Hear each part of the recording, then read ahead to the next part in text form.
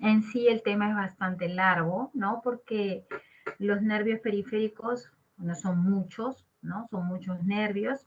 Vamos a tratar de abordar de modo general, ¿no? Un abordaje general y también vamos a ver de repente algo de las neuropatías más frecuentes, ¿ya? Con las que ustedes pueden de repente enfrentarse en la práctica como médicos de atención primaria, ¿no? En su vida de médicos.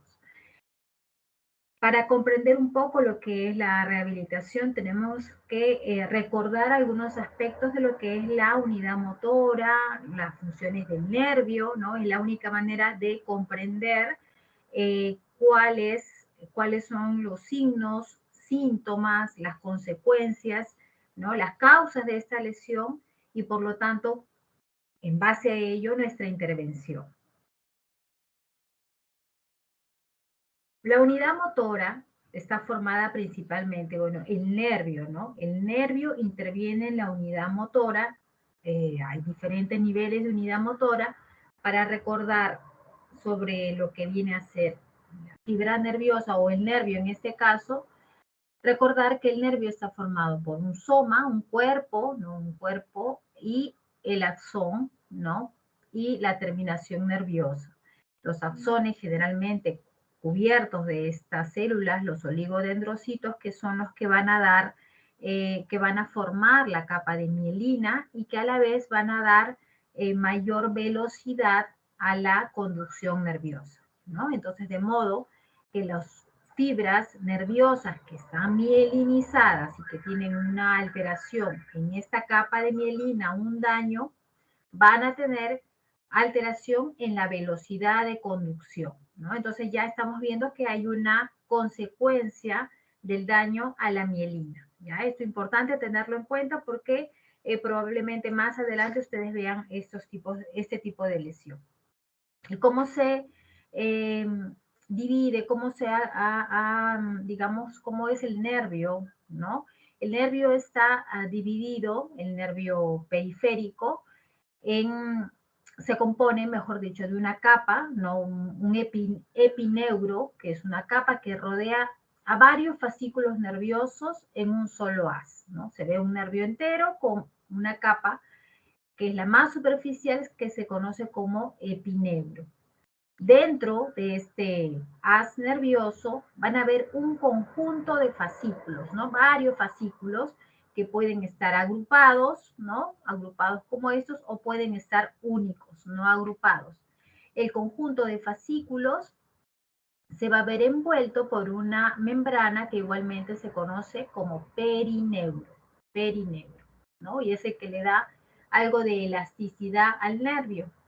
Dentro de estos fascículos se encuentran los nervios, ¿no? Los nervios, los pequeños nervios o las fibras nerviosas que a la vez están cubiertas por otra capa de tejido conjuntivo que se conoce como endoneuro, ¿no? También en estos nervios periféricos vamos a encontrar macrófagos, fibroblastos, vamos a encontrar vasos sanguíneos, tanto arteriolas como vénulas.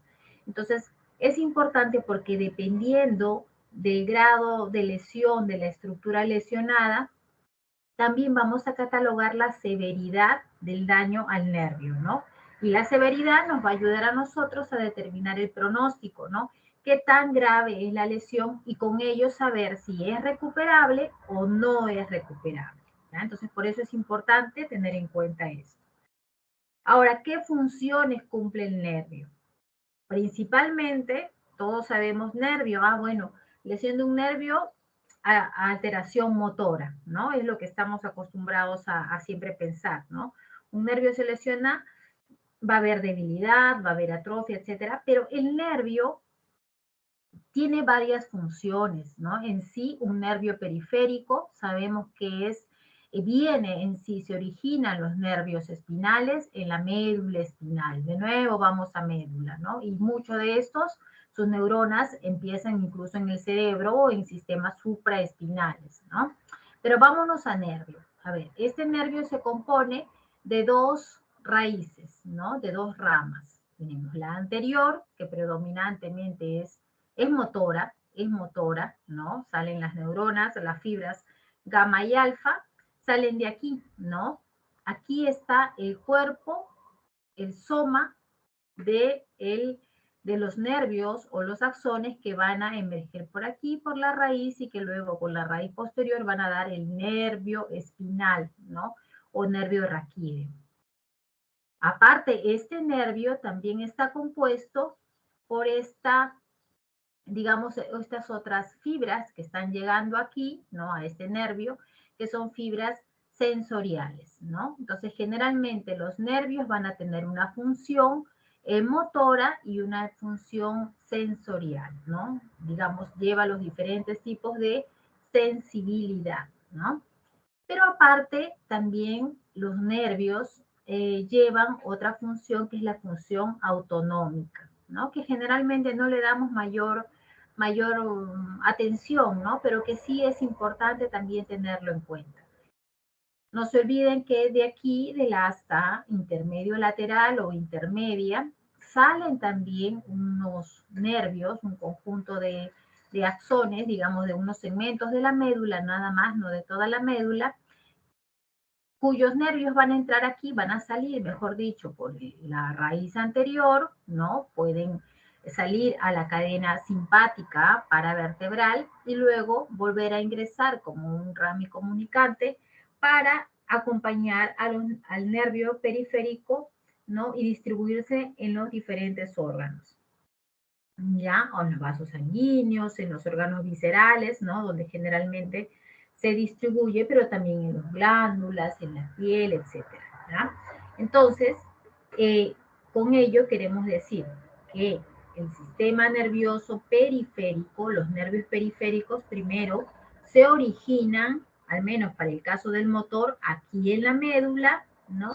Y que tiene función este nervio motora, sensitiva y autonómica. Entonces, si yo tengo una lesión de un nervio, voy a encontrar generalmente estos tres componentes. ¿Ah? ¿Y cómo actúa ese nervio en el músculo? ¿Qué hace? ¿No? ¿Cómo lleva a cabo su acción? A través de una sinapsis, ¿no? En esto que se conoce como unión neuromuscular y que viene a ser parte también de la unidad motora. Esta sinapsis es química, quiere decir que su efecto se logra a través de un neurotransmisor, ¿no? El neurotransmisor es la acetilcolina. Entonces, ¿qué pasa? Que la fibra nerviosa se despolariza, ¿no? Se despolariza, transmite un potencial.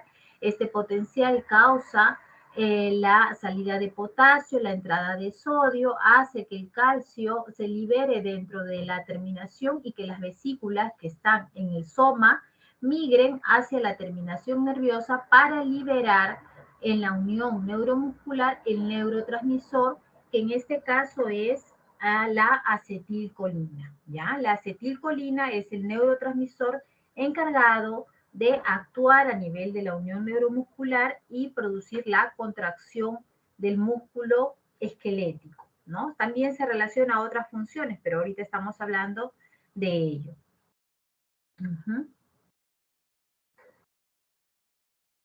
Muy bien.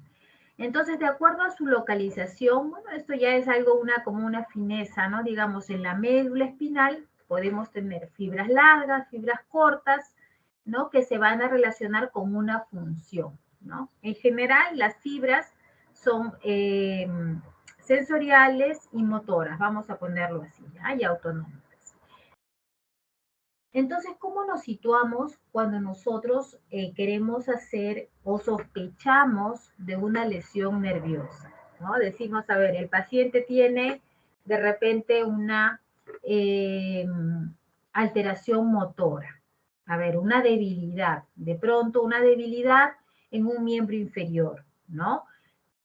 ¿Cómo nosotros pensamos en dónde o a qué nivel está esa probable neuropatía? Si ya estamos viendo dónde se origina y dijimos en la médula y luego viaja por el nervio, luego esos plexos, ¿no? Que salen los nervios espinales, se unen en plexos, forman nervios, los nervios van hacia la placa neuromuscular, en la placa neuromuscular, van a liberar, ¿no?, el neurotransmisor y luego va a tener su efecto a nivel del músculo. Entonces, ¿en qué momento, en cuál de esos momentos o de esos, digamos, de esas partes, en dónde está la lesión? Si yo tengo a un paciente con una alteración motora y yo sospecho que hay una alteración nerviosa. Este cuadro más o menos resume estos aspectos. Por ejemplo, si yo sospecho que la lesión es en asta anterior de la médula, ¿no? Asta anterior. Asta anterior está compuesto por neuronas motoras, ¿no? Principalmente las neuronas motoras de tipo alfa que se encargan justamente de la contracción del músculo, ¿no? Entonces, ¿qué voy a encontrar? Si son las alfa-motoneuronas, voy a encontrar principalmente un componente motor, debilidad, únicamente debilidad, y no va a haber alteración en la sensibilidad, porque no se está alterando todo el nervio, no, se está alterando solamente las alfa-motoneuronas, o sea, el componente motor en la médula espinal, el componente motor de ese nervio. ¿Cuáles son los casos que vemos ahí? ¿Qué pacientes? En nuestro país ustedes van a ver con relativa frecuencia a los pacientes con secuela de polio, ¿ya? Que son los pacientes que tienen una debilidad, una atrofia marcada, ¿no? Una asimetría, incluso una dismetría en el crecimiento de las extremidades, ¿no? Una pierna, una extremidad a veces más corta, a veces las dos son pequeñitas, ¿no? Generalmente afecta a los miembros inferiores, pero no es raro tampoco encontrar que puede afectar incluso los miembros superiores. Otra enfermedad que afecta también esta región, pero no es muy frecuente en sí en nuestra población, en nuestro país, es la esclerosis lateral amiotrófica.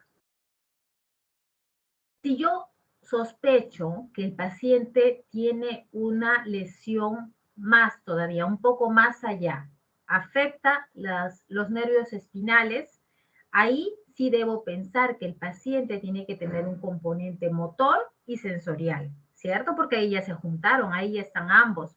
Y no solo motor y sensorial, sino también autonómico, ¿no?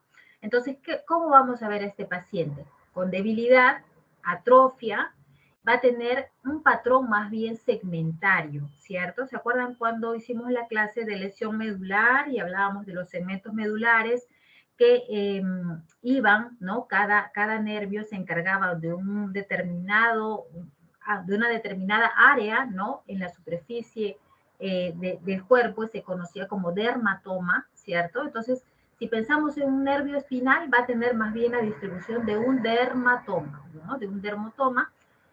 Es un patrón más segmental. Algunas veces hay fasciculaciones porque estamos hablando de nervio periférico. No espasticidad, es muy diferente, ¿cierto?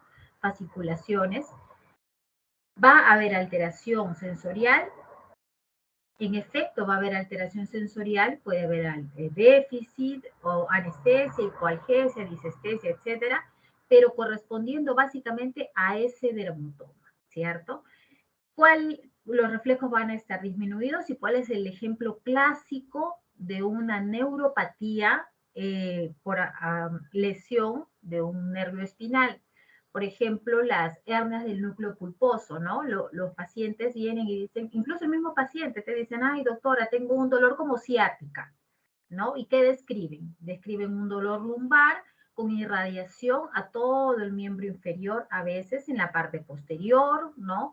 El dermatomas L4, L5, S1, ¿no? Te dicen ellos en la parte posterior del muslo, en la parte inferior de la planta del pie. A veces señalan, por ejemplo, toda la zona medial del muslo, ¿no? Entonces estamos hablando de los segmentos L2, L3, por eso es una distribución más de un dermatoma que corresponde a un nervio espinal, ¿no? Entonces, por eso es importante conocer la distribución de los síntomas, ¿no? Y del mismo modo, si es cervical, pues pensaré de repente en una discopatía, en una lesión, una compresión a nivel de una determinada raíz nerviosa. Si el paciente tiene dolor o una, digamos, alteración de tipo parestesias o disestesias a lo largo de todo el miembro superior, la región lateral, un poco la parte lateral de la línea antecubital, pensaré de repente en C5, ¿no? Si es por el dedito pulgar, la región dorsal C6, pero desde arriba, ¿no? O sea, tengo que ver cuál es la distribución, ¿no?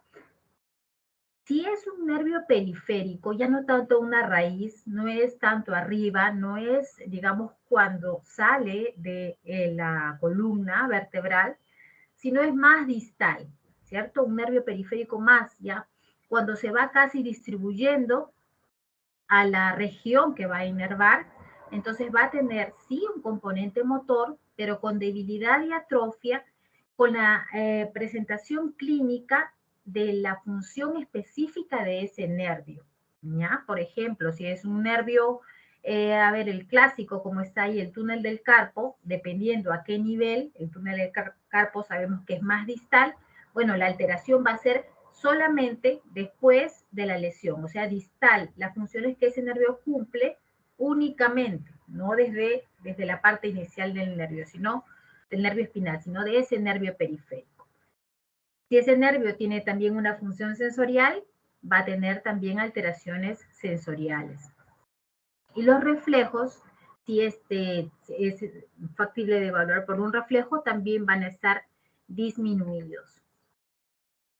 A veces, bueno, y el ejemplo clásico, como dije, era el síndrome del túnel del carpo, una lesión traumática, una lesión aguda en un nervio, una neuropatía del peroneo, del tibial, del radial, etcétera, ¿no? Es de un nervio, ¿no? Pero si la lesión compromete no un nervio, sino a varios nervios, podemos tener igualmente debilidad y atrofia, generalmente más distal que proximal.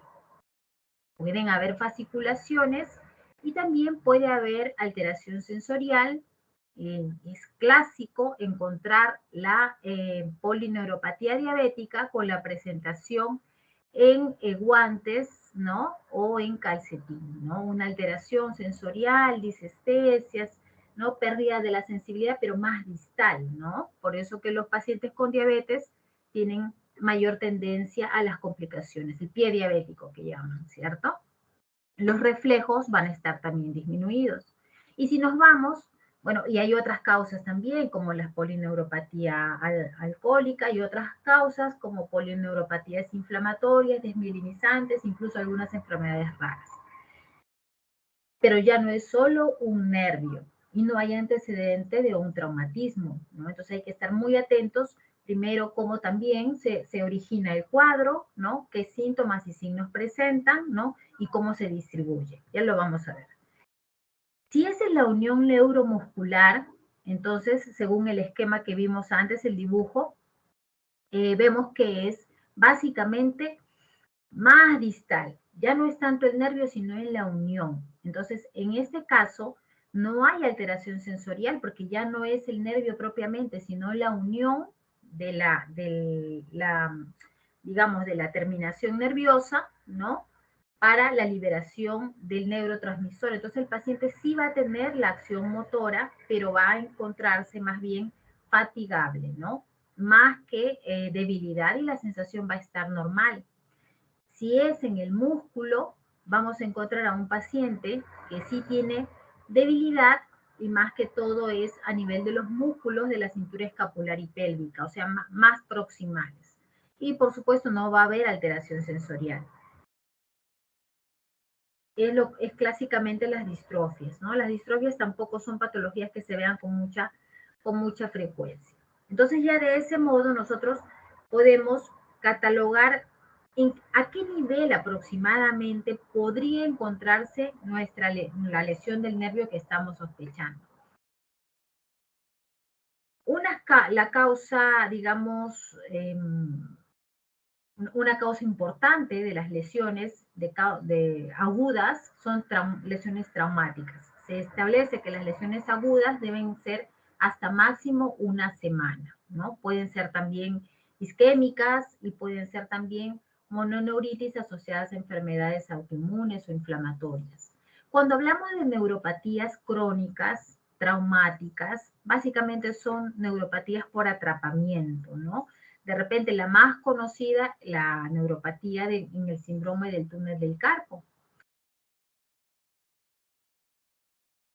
¿Cuál es la fisiopatología en este tipo de neuropatía? El nervio que atraviesa un canal estrecho, generalmente, va a ser comprimido.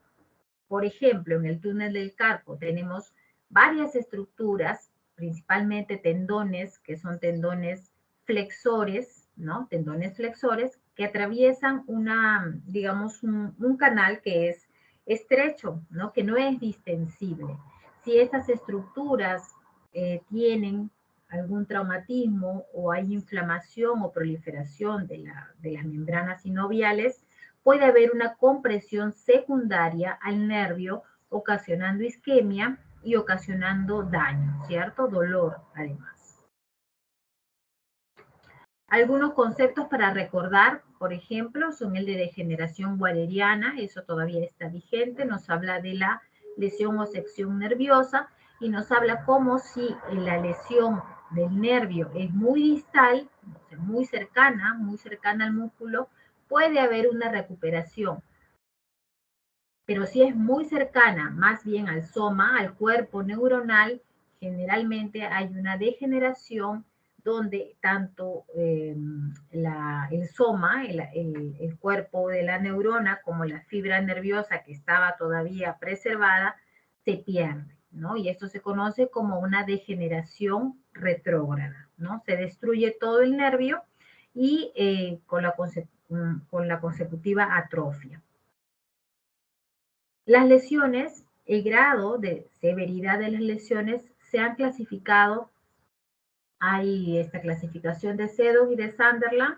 La más común, las que les va a venir a ustedes en los informes de electromiografía cuando ustedes requieran el estudio, es generalmente la clasificación de Seddon.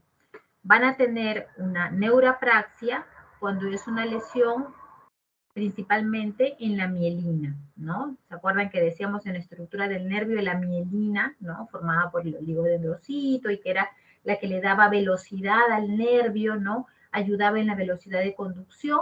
Entonces, las lesiones con mejor pronóstico son las neurapraxias, ¿no? Generalmente el paciente recupera la función sin mucha intervención en el transcurso de algunas semanas. Entonces, si tienen ustedes a un paciente con una lesión de neuropraxia informada así, el pronóstico es bueno, ¿no? Hay que trabajar, hay que hacer rehabilitación, sí, pero con la expectativa de que sí va a haber una recuperación pronta, ¿no?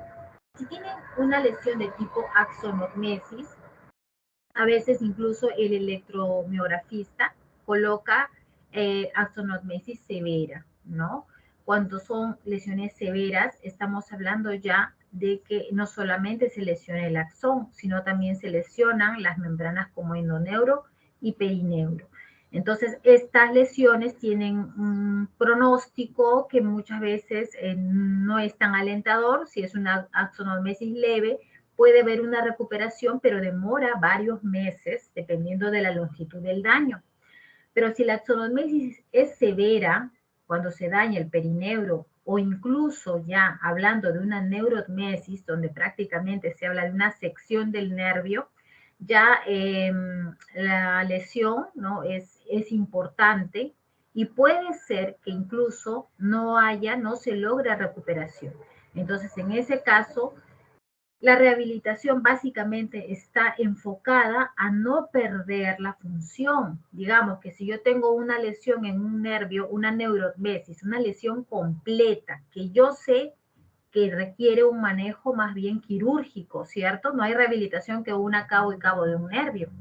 Yo sé que requiere un manejo quirúrgico, pero igualmente sí puedo derivar al paciente a rehabilitación para que no pierda la función, para que no se generen, no se produzcan contracturas, acortamientos, posiciones viciosas, ¿no? Y se mantenga en algo el trofismo en todo caso de las otras estructuras, ¿ya? Entonces sí se requiere, si es en el contexto de un traumatismo, hacerlo.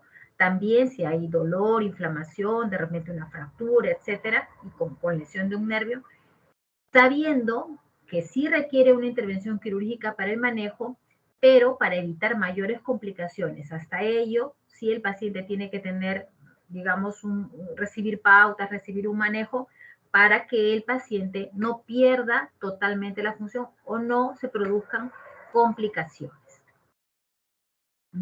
Bueno, esto resume un poco eso, lo que hemos hablado. La regeneración se va a dar de los músculos, se va a dar de dos maneras. O se regeneran los axones lesionados o se ramifican los axones colaterales, ¿no? Los axones de nervios no lesionados. ¿Ya? Esa es la forma como se va, o bueno, o cuando es una lesión importante a través de una cirugía. Entonces a ustedes, doctores, les van a llegar los pacientes, ¿no? Les van a llegar los pacientes y como les dije al iniciar la presentación, no es que el paciente llegue con un diagnóstico de entrada de tengo una neuropatía, ¿no? Doctor, tengo una neuropatía. El paciente va a venir con sus signos, sus síntomas, y son ustedes que tienen que tener esta aproximación diagnóstica para poder orientarlos, ¿no? Hacia dónde ir o qué pruebas hacer, qué manejo debe tener inicialmente. Entonces, lo primero que ustedes tienen que abordar es cuál es la distribución de los síntomas, ¿no? Es, como dijimos, es segmental, es de una región, es solamente una extremidad, solamente la mano, solo el brazo, el pie, la pierna, todo, los dos miembros inferiores, las 4 extremidades, ¿no? ¿Cuál es la distribución para enfocarnos un poco en la patología, ¿ya? ¿Cuál es el curso? Señora, ha habido un traumatismo, tuvo antes una caída, una fractura, le sacaron el yeso, ¿no? ¿Cuándo fue? ¿No? Muchas veces pacientes que tienen, por ejemplo, a ver, fracturas, ¿no? A veces no necesariamente fracturas expuestas ni grandes traumatismos, ¿eh? Una fractura, por ejemplo, que con polifragmentos, que tiene una intervención quirúrgica traumatológica para una reducción cruenta y resulta que un tornillo o un material de estos lesiona el nervio. El paciente igualmente, como tuvo un esguince, colocan una bota de yeso para que, digamos, un poco estabilice, fije y movilice, ¿no? Criterios definidos por su médico traumatólogo, no pisa el paciente por el dolor, gran inflamación y edema, empieza su rehabilitación, primero sin rango articular, mucho dolor en tobillo, pero ya cuando empieza a mejorar, a lograr, a disminuir el dolor, el edema, ¿no? El aumento de volumen va disminuyendo, empieza a dar carga, a apoyar el peso del cuerpo, nos percatamos que tenía una lesión, ¿no? Aparentemente nerviosa, ¿no? Por alteración o pérdida de fuerza digamos, en un segmento, en una región. Entonces, al principio puede ser que algunas lesiones pasen desapercibidas, pero siempre hay que tener en cuenta los antecedentes, ¿no? Sobre todo si han habido lesiones traumáticas, que en un inicio el paciente puede no decirlo, ¿no? Por la predominancia de otros síntomas, ¿no? Como el dolor o la gran inflamación, ¿no? Que puede darse en traumatismos de alta energía. Bueno, ver los síntomas sensoriales, ¿no? El paciente, si siente, ¿no? Evaluar, ¿no? La sensibilidad, todas las sensibilidades, ¿no? Al frío, al calor, discriminación de 2 puntos, ¿no? El tacto fino, de repente el pinchazo, ver cómo está la sensibilidad en la zona que ustedes están sospechando. Y ver también la alteración de los reflejos. Si un paciente tiene reflejos normales, es casi seguro que no es una neuropatía, ¿cierto?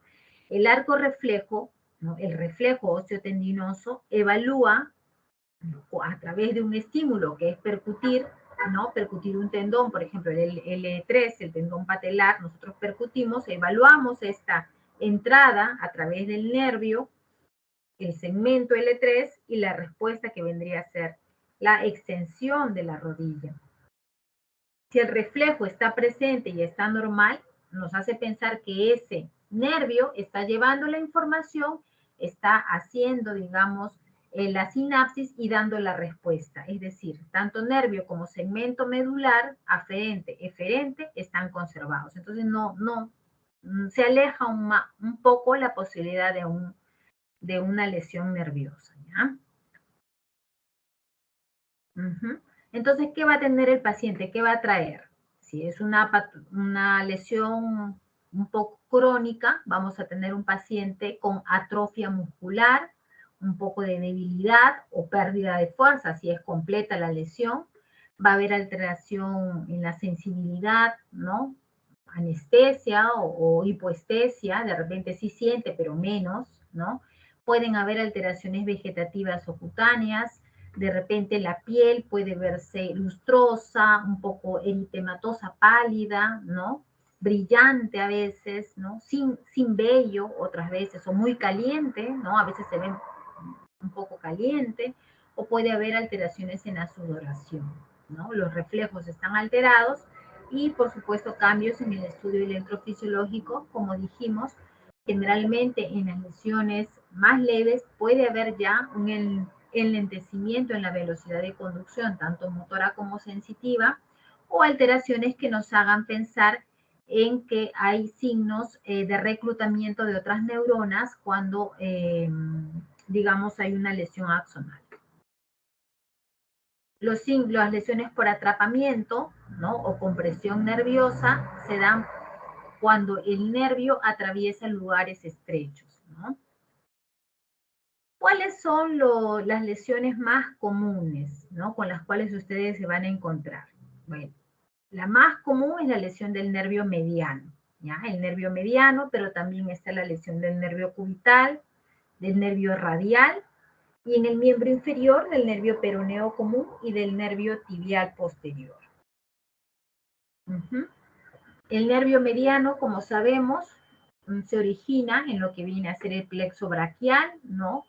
Nosotros cuando vimos médula habíamos visto que los nervios espinales, los nervios raquídeos que emergen de los segmentos C5, C6, C7, C8, T1, básicamente van al miembro superior.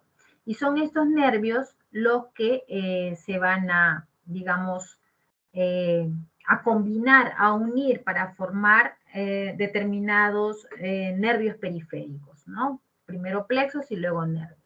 El nervio mediano es un nervio predominantemente flexor, ¿ya? Flexor y pronador. Si tienen que recordar algo, porque a veces esto luego se va poniendo confuso con el otro nervio, bueno, y como que a uno ahí se le va yendo un poco la memoria. Pero si ustedes tienen que recordar algo, es que el nervio mediano es flexor y pronador, ¿ya? Flexiona. ¿Dónde se lesiona el nervio mediano? Principalmente el síndrome más conocido, la neuropatía más común sobre todas las demás, es el síndrome del túnel del carpo. Es decir, es la lesión del nervio aquí, ¿no? Aquí sobre el canal, dentro del canal carpiano, ¿ya? Entonces ustedes van a ver que este es el nervio del carpo, ¿no? El nervio mediano, perdón, va a tener diferentes síndromes de atrapamiento. Uno es el síndrome de pronador redondo, el síndrome del nervio interóseo anterior y el síndrome del pronador cuadrado y del túnel del carpo. Ahora, como ustedes pueden ver aquí, esta porción casi final del nervio va a dar inervación motora, sobre todo a los músculos de la eminencia tenar, ¿ya? O sea, del primer dedo, del dedo gordo, en la región palmar. Y también va a dar dos ramitas motoras hacia el primer lumbrical y segundo lumbrical del segundo y tercer dedo. Y como pueden ver, ya casi la porción distal, la que pasa por debajo del túnel del carpo, ¿no? Por debajo, va a tener también ramas sensoriales que van a ir desde el primero hasta el cuarto dedo. Pero la porción medial, el lado radial del cuarto dedo, ¿ya? Entonces esto es importante porque en base a ello se va a presentar la sintomatología del paciente. ¿Cuáles son los músculos aquí? de todos modos sí, apréndanlos. Es el flexor corto del pulgar, el oponente del pulgar y el abductor corto del pulgar, ¿ya? Aquí lo vemos de nuevo, ¿no? Son los músculos que van a la eminencia tenar y primer y segundo lumbricales. Entonces, ¿qué vamos a tener? ¿Qué va a decir el paciente? ¿No? Muchas veces son mujeres. Van a decir que presentan dolor, presentan adormecimiento, ¿no? Sensación de adormecimiento, hormigueo o sensación de ardor en el territorio de inervación, que era, como habíamos dicho, del primer al cuarto dedo, ¿no? A la mitad radial del cuarto dedo, ¿ya? Entonces, más común en pacientes, en mujeres menopáusicas, pueden decir esto que en la noche sienten más dolor, ¿no? Se acuestan y tienen el dolor que incluso a veces las despierta. A veces también refieren como que se le caen los objetos, ¿no? Te dicen, ah, doctora, no puedo sostener, hasta tengo miedo que se me caigan. Casi se me cayeron mis tazas, ¿no? Como a veces hacen labores en casa, lo relacionan con ello, ¿ya? Generalmente es una afectación bilateral y lo que ustedes pueden encontrar en grados severos es la mano en simio, ¿no? La mano simiana, por eso aquí se compara con la manito de un simio, porque hay una hipotrofia o atrofia importante en estos músculos de la eminencia tenar, ¿no? Habíamos dicho el flexor, el oponente y el abductor, ¿ya? Del pulgar. Estos son los signos para evaluar. No se olviden, cuando lleguen los pacientes, pueden hacer ustedes una percusión a nivel del túnel, se conoce como signo de Tinel. Si el paciente manifiesta los síntomas, ¿no? Se reproducen cuando ustedes percuten, es un signo de Tinel positivo. Ahora no es que sea Tinel patoneumónico de túnel del carpo, ¿no? En cualquier túnel donde atraviese un nervio ustedes percutan, pues se puede hacer, ¿no? No es que sea solo del túnel del carpo. El signo de Fallen puede hacerse de este modo, ¿no? O también de forma invertida, es decir, palma con palma. Y el paciente al cabo de 1 o 2 minutos también manifiesta los síntomas sobre todo de disestesias en los deditos, ¿no? En los dedos del primero al cuarto, ¿ya? Ahora, los pacientes van a venir, como dijimos, alteración motora, sensorial y autonómica, generalmente van a referir a alteraciones motoras y sensoriales. Como dije, la debilidad, sobre todo para el dedo, el primer dedo, el oponente, ¿no? El flexor, y van a tener también alteraciones sensoriales en los dedos descritos. Busquen eso, pero de todos modos abran sus diagnósticos diferenciales, ¿no? Porque los pacientes van a venir diciendo eso, pero puede ser también que tenga una tendinitis de repente de Kervain, ¿no? O puede ser que tenga de repente signos o síntomas derivados de sinovitis por artritis reumatoide, ¿no? O puede ser que tenga una tendinitis de dedo en gatillo, de repente del primer dedo, del segundo dedo, o una risartrosis, ¿no? Entonces hay que buscar, de todos modos, si hay que ir diferenciando. Pero si tiene síntomas motores y sensitivos y con esta distribución y patrón, pensar que en efecto se trata de una neuropatía, ¿ya? Y también muchas veces pueden presentarse ambos, ¿ya? Puede ser que tenga una tendinitis y que tenga también un túnel del carpo, sí, ¿no? Puede ser también. Otra, bueno, la neuropatía del interóseo anterior, que es el síndrome del interóseo anterior, es una ramita del nervio mediano, de todos modos lo menciono, y es básicamente, nos da esta sintomatología donde el paciente tiene incapacidad para hacer el signo de la O, ¿no? El signo de la O por la inervación que da este nervio interóseo anterior, que es el flexor profundo, ¿no? De los dedos y el flexor largo del pulgar, ¿no? Otra neuropatía importante, ¿ya? No tan frecuente como la otra, pero es importante, es la lesión del nervio cubital, ¿ya? La lesión del nervio cubital. Lo que tienen que recordar de esto es que el nervio cubital también es flexor, ¿ya? Se parece mucho al mediano, pero sobre todo afecta a los músculos cubitales, ¿no? Ya no es el primer y segundo lumbricales, sino el tercer y cuarto lumbricales, ¿ya?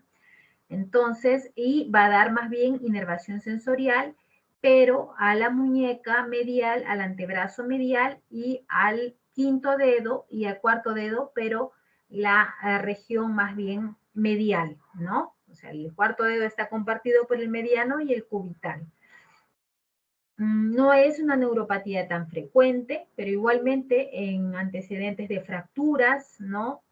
Ejemplo, en este caso clínico de este paciente que tuvo una fractura desplazada en el antebrazo con una reducción cerrada, se encontró que el paciente desarrolló una mano en garra con alteración en la sensibilidad del cuarto y quinto dedo y se relacionaba precisamente al antecedente traumático, ¿ya? Entonces también sospecharlo en algunos pacientes con antecedentes de traumatismos, ¿ya? Eso del nervio cubital. Respecto, esta es la manito en garra, respecto al nervio radial, este es un caso clínico, por ejemplo, de una mujer de 30 años que presentó una fractura, pero más proximal, ¿no? En la diáfisis humeral del brazo izquierdo.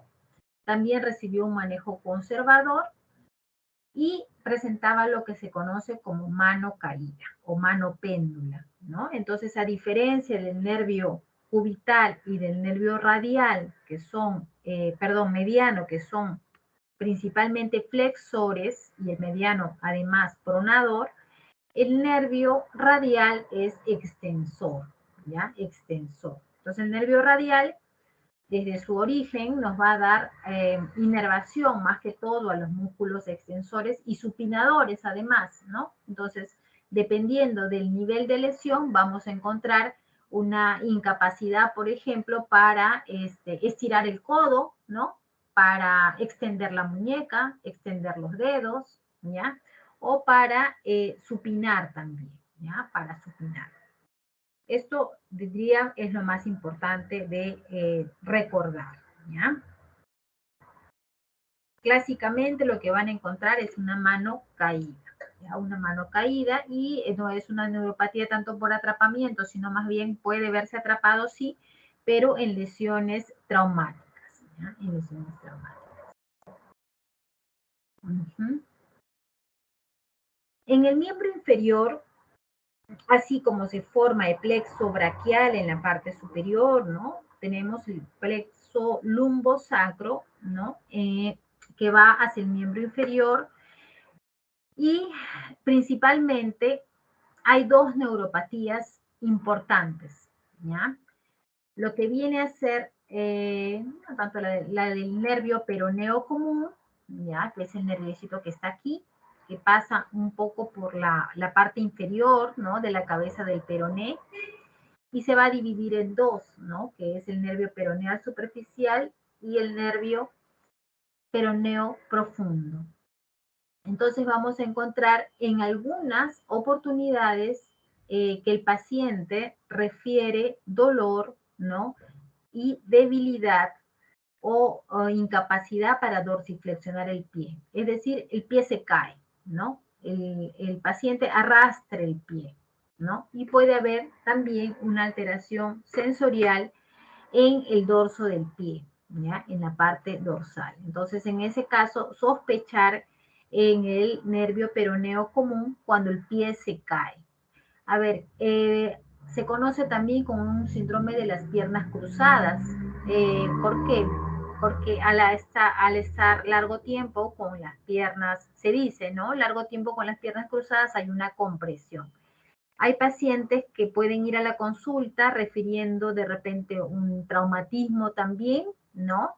O de repente que han sido sometidos a cirugías prolongadas con posturas de repente en decúbito lateral, ¿no? Y que luego acuden refiriendo disminución de la fuerza, ¿no? Y una marcha alterada, ¿no? Dicen, cojeo, doctora, no sé qué pasa, que estoy cojeando. Bueno, habrá que buscar ahí también alteración motora sensitiva y el antecedente. El otro viene a ser la neuropatía del tibial, ¿ya? En este caso ya no es tanto los músculos dorsiflexores, sino más bien los de la región posterior de la pierna. ¿Ya? Bueno, entonces ya cuando hemos caracterizado, cuando tenemos el diagnóstico ya clínicamente al menos más orientado hacia lo que es una neuropatía, queda por confirmar con los exámenes, ¿no? Y tenemos los exámenes de laboratorio. Nosotros sospechamos que tiene relación con algún factor predisponente o relacionado a diabetes, ¿no? O si sospechamos una neuropatía inflamatoria. El estudio que nos da la certeza y también nos establece la gravedad y el pronóstico, por lo tanto, la electromiografía con velocidad de conducción nerviosa. Y también podemos solicitar estudios de imágenes cuando sospechemos, por ejemplo, en la columna, ¿no? Una compresión, de repente una raíz, un nervio espinal, ¿no? Por de repente una hernia del núcleo pulposo, una espondiloartrosis, una espondilolistesis, etcétera. Pero también los estudios de imágenes nos ayudan, ¿no? Es un poco lo que hemos visto. El abordaje clínico es lo que hemos también conversado bastante. Bueno, entonces entrando ya de plano a la rehabilitación. En general, doctores, esta es nuestra última clase, ¿no? Sobre las lesiones neurológicas. Creo que el mensaje es claro, ¿no? Lo que busca la rehabilitación es mejorar principalmente la función, ¿no? Mejorar la función y tratar las complicaciones o evitar las complicaciones, prevenir las complicaciones. En el contexto de una neuropatía, lo que habría que hacer primero es tratar la causa. A ver, si yo tengo una neuropatía por un atrapamiento, un síndrome del túnel del carpo, por una tendinitis, de repente soy obrero, ¿no? Hago trabajos repetidos de flexoextensión, tengo una tendinitis o una tenosinovitis a nivel de los tendones flexores, tendré que dar tratamiento para ello, probablemente reposo, a veces se tienen que usar ortésicos, ¿no? Bloqueando un poco la articulación. En algunas oportunidades se colocan férulas de yeso también, ¿no? Para, si el cuadro es importante y los síntomas son muchos, para inmovilizar la articulación, ¿no? Si es una fractura y el callo o el material está atrapando al nervio, pues tendré que manejar, ¿no? También esa causa, ¿no? Si tiene que ser tratado con cirugía, pues también derivar al especialista, ¿no? Si ya traté la causa, me voy hacia la función, ¿no? La función que cumple el nervio, ¿no? Si es un nervio que tiene una actividad motora, por decir, es un nervio que participa en la flexión o en la extensión. A ver, imaginemos que hay una lesión del nervio radial y participa en la extensión se lesiona más o menos a nivel del húmero y participa en la extensión del codo. Si yo tengo una lesión del nervio radial y, por lo tanto, una dificultad para extender el codo, la predominancia de los músculos flexores va a hacer que el paciente tenga el codo flexionado o semiflexionado, ¿no? Porque no trabajan los músculos extensores. El tríceps está denervado, se vuelve hipotrófico o atrófico. Entonces, ¿cuál sería parte del tratamiento? Evitar justamente ese acortamiento o esa contractura en flexión, ¿no? Eso en base a la función. Si el paciente tiene dolor, ¿no? Cuando hay una lesión de un nervio puede haber alteraciones con pérdida de la sensibilidad, sí, pero también puede haber dolor neuropático, ¿no? Entonces hay que tratar el dolor. Se pueden usar fármacos o se pueden utilizar agentes físicos del tipo de electroterapia que se usan también para ello, ¿no? Y si tiene alteraciones autonómicas, pues también, ¿no? Tratar eso. Entonces, dentro del plan incluye la inmovilización, la estabilización de la articulación. La terapia ocupacional se refiere a la destreza manual. Hay pacientes, por ejemplo, con grandes lesiones de múltiples nervios a veces, por ejemplo, que trabajan en estas máquinas cortadoras, ¿no? Que se lesionan varios nervios a la vez, que sí son reparados, ¿no? A veces por los cirujanos de mano, pero que es bien difícil si el paciente no inicia una rehabilitación y hay mucho daño al tejido, recuperar la función al 100%, ¿no? Entonces hay que trabajar la destreza manual, la pinza, la garra, ¿no? La fuerza del puño, recuperar los rangos articulares, disminuir la fibrosis, ¿no? Las retracciones que se pueden dar cuando son traumatismos importantes. Y para eso nos ayudan justamente estos profesionales, ¿no? Los terapistas ocupacionales, sobre todo en la destreza manual, también puede ser la propiocepción, ¿no? La sensibilidad, ¿no? Haciendo o estimulando estas áreas afectadas. Los agentes físicos, dentro de rehabilitación se usan mucho lo que son agentes, ¿no? De tipo, por ejemplo, corrientes analgésicas, corrientes estimulantes, láser terapia, magnetoterapia, ultrasonido, hidroterapia. En realidad, hidroterapia no es electroterapia, pero se usan muchas herramientas, ¿no? Como para mejorar, por ejemplo, la elasticidad, disminuir el dolor, disminuir el edema, ¿no? Recuperar el rango articular, ¿no? Fortalecer también. Finalmente, el fortalecimiento se puede hacer con ejercicios activos o con estimulación eléctrica en una actividad funcional, ¿no? Pero bueno, es parte de las herramientas. Igualmente, acá nos apoyan mucho los licenciados de terapia física. Fármacos, ¿no? A veces se tienen que dar antiinflamatorios cuando se trata de un dolor más somático, cuando hay mucha inflamación, pero también si hay un dolor mixto, es decir, tiene un componente somático, ¿no? Hay una inflamación, una tendinitis, pero también hay un dolor urente o un dolor lancinante, más en la noche, con mucho hormigueo, disestesias, hay que dar de fármacos anticonvulsivos, ¿no? Usamos mucho la gabapentina o la pregabalina. Algunos procedimientos fisiátricos que se hacen como infiltraciones, bloqueos para desensibilizar o bloquear el nervio.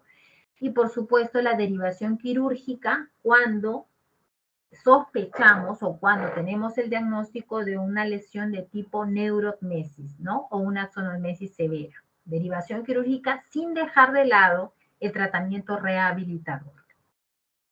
Algunas férulas u ortesis que ayudan más que todo con fines funcionales, algunos, digamos, estímulos eléctricos para recuperar la función del músculo afectado, actividades de destreza manual como para recuperar la fuerza, la sensibilidad, ¿no? La propiocepción, ¿no? Se hacen con diferentes técnicas, ¿no? En esto nos apoya mucho terapia ocupacional, ¿no? También hidroterapia, actividades sencillas que hacen que el paciente no solamente mejore la fuerza, sino también la sensibilidad, el control motor para que pueda llevar a cabo una tarea.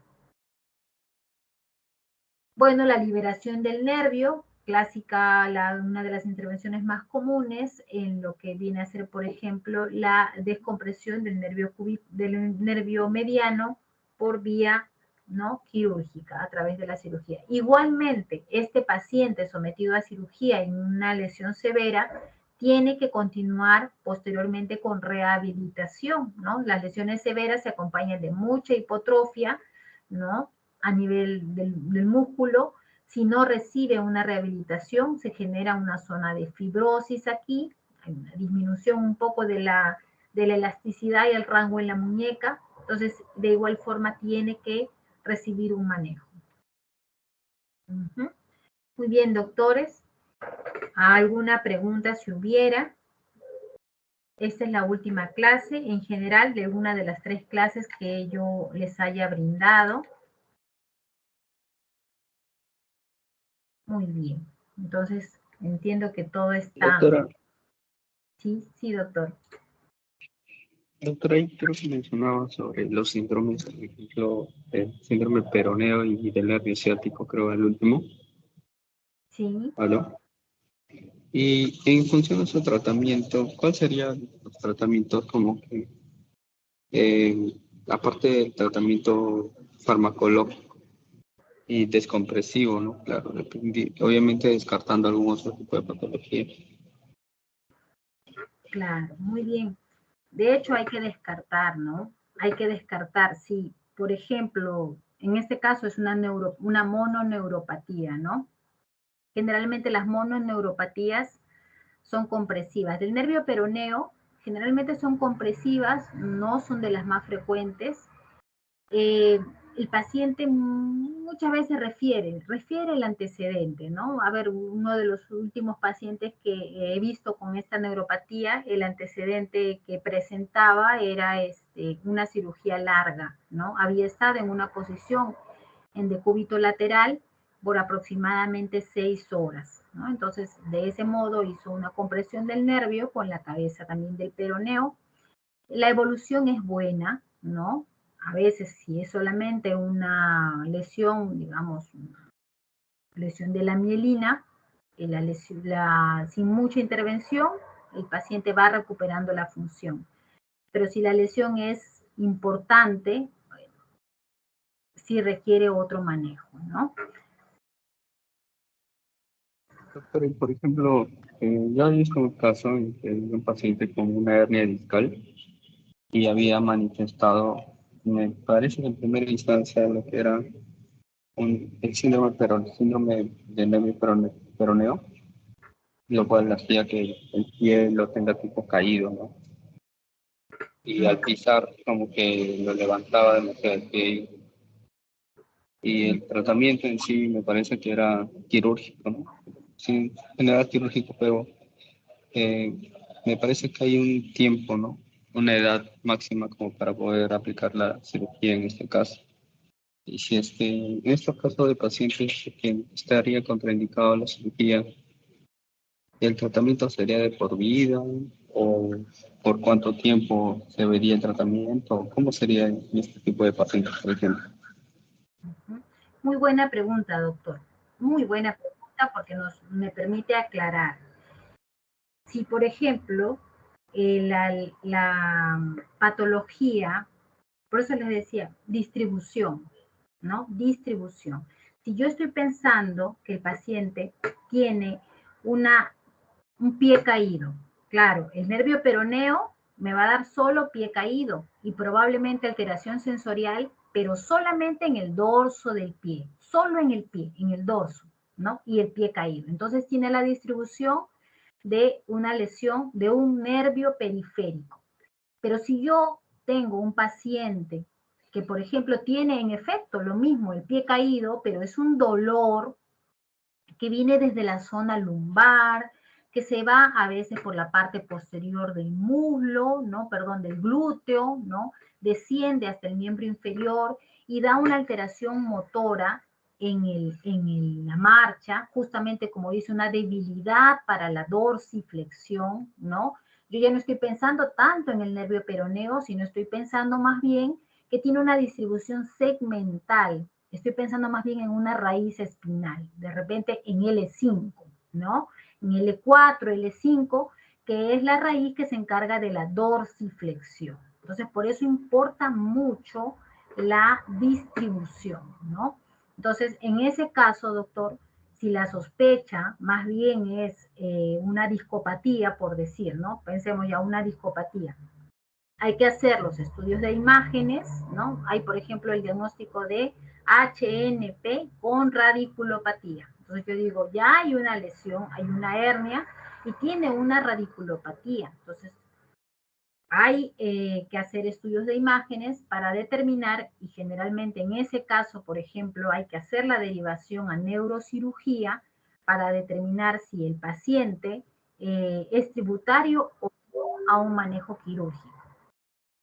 Generalmente, la mayoría de pacientes de inicio no son tributarios a manejo quirúrgico, pero eso depende mucho de, como dices tú, la edad, el riesgo, y si hay criterios, si hay una lesión severa, progresiva y que no tiene respuesta, no tiene mejora con el tratamiento conservador, ¿no? De repente mejorar el peso, medidas ergonómicas, es una lesión, pero no es una lesión severa, solamente es leve, solamente con dolor, un poco de molestias, pero no alteración motora, generalmente sí es un manejo conservador.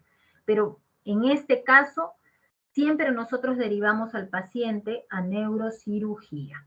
Siempre derivamos al paciente para que sea evaluado. Pero muy buena tu pregunta. Ahí, por ejemplo, importa mucho diferenciar.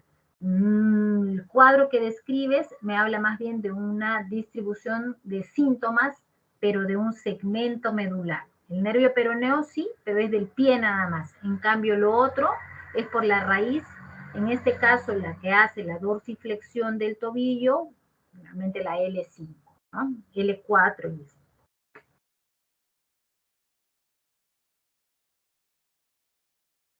Muy bien, doctores. Entonces, gracias por su pregunta, doctor. Estamos concluyendo la clase. De todos modos, cualquier inquietud, bueno, ya tienen ahí mi correo y mi teléfono para, si tienen alguna inquietud, poder conversar. Tengan buenas tardes. El grupo que tiene los artículos, por favor, conmigo, quédese para poder conversar. Muchas gracias, doctora.